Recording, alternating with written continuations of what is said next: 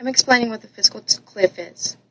According to Tony Nitty, he's a contributor to Forbes magazine. I'm going to actually quote him exactly. The fiscal cliff is a term used to describe the convergence of two events on December 31st, 2012, the expiration of almost every tax cut enacted since 2001, and a scheduled reduction in government spending. End quote. The next part is really funny, and I'm going to continue on, but I wanted to preface it with it's really funny and it's not actually factual. It goes on to say that if the experts are to be believed, when taken together, will threaten to bankrupt America, shift the world balance of power, and knock Earth off its orbit, sending it hurtling through cold, dark space. Anyways, he's really funny, and for some of us, we truly felt that impact come our first payroll in 2013 when the payroll tax adjusted. For me, that's about $30 a paycheck, which I was like, are you kidding me? But it was never meant to be permanent, and it's about 2% of our payroll. Anyways, Tony Nitty, he's on Forbes.com as a contributor, and that was on the October 30th, 2012 bit that he did. And it was called The Fiscal Cliff for Dummies. So what created the fiscal cliff? My understanding from my research is that January 1st, 2013 was a deadline. In August 2011, we hit the debt ceiling, and Congress said, okay, we can't keep lifting this debt ceiling, we have to deal with it. So they enacted the Budget Control Act of 2011. And they gave Congress 507 days until January 1st, 2013 to come up with some solution for the budget. In the meantime, they didn't sign a single budget resolution.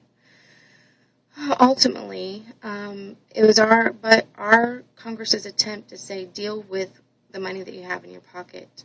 Stop living beyond your means, live like a family, stop spending more than you have, and stop paying what's minimum necessary to our creditors before what's due outweighs what we actually have in the bank. According to Kevin Donbaugh of Reuters, the fiscal cliff timeline actually begins in 1998 with economic expansion, and then it declines with the dot-com bust in the stock market, and then he talks about the war in Afghanistan, how we slightly see an increase, and then some more economic expansion after the Afghan war, and then, which is still going on. Still have troops over there, but anyways, that's another subject. Then there were deficits with the war in Iraq. Then we had a slight recovery in the stock market. Then the housing market bubble burst. Then there was a stimulus package. So we've just had a bunch of ups and downs. For a precise timeline, I would use Huffington's Post, December 27th of 2012 article called The Fiscal Cliff 2013 article. And again, that was by Kevin Donbaugh. So on January 1st, 2013, what happened while we were all making our New Year's resolutions?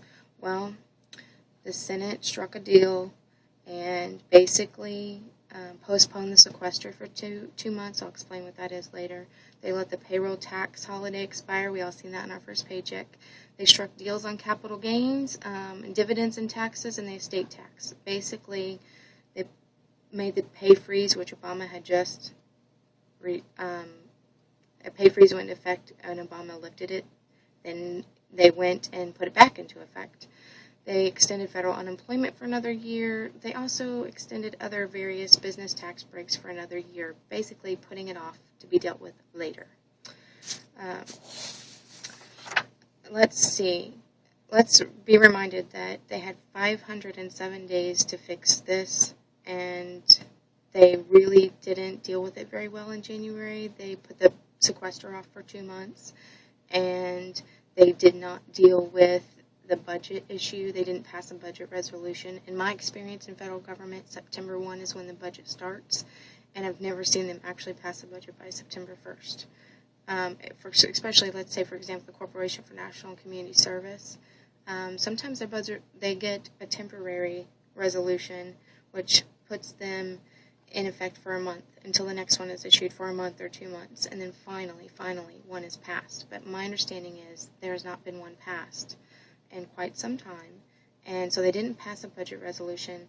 They didn't lift the debt ceiling, and they did not deal with the sequester issue. And a sequester is taking 8 to 10% off most of federal agencies. It doesn't impact Social Security. It doesn't impact military combat pay. It doesn't impact Pell Grants. It doesn't impact a few other key items. But across the board, it pretty much impacts every other agency, and they have to cut 8 to 10% off of their budget. So they just postponed that for 2 months. What should they have done differently? Let's think about this. Well, if I had 507 days to solve a problem, I wouldn't be dealing with a lot of other issues that are trivial. I wouldn't be handling, at this moment in time, social and domestic issues or taking vacations. I would deal with my financial crisis. So they had 507 days to do it. They did not. They should have worked with the public via forums to try and figure out ideas that put us back in the black.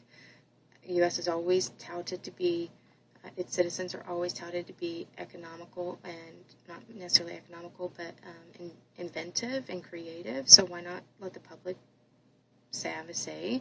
They should have asked for more agencies to trim their budgets. They should have asked every agency to say, what would you do with a 5% cut? Is there a way to do that? They asked our department to do that a couple years ago, and we had to do it. Asking them what they can shave off versus telling them 8 to 10%. Asking them at first for 5%. They shouldn't have spent so much time fighting over, again, those domestic and social issues. They're very important to me, but also a budget is very important too. I don't want to see our country crumble. And what then happened when the sequester's deadline came up? Nothing. They tried and tried and tried to work together, but it didn't work. And nothing happened. No agreements could be met. So, this is certainly devastating, something that has to be dealt with in the near future. By March 27th, we meet our debt ceiling again. So, or it's estimated to be, from what I read on Washington Post and Huffington Post and some other things. By the end of March, we could hit our debt ceiling again.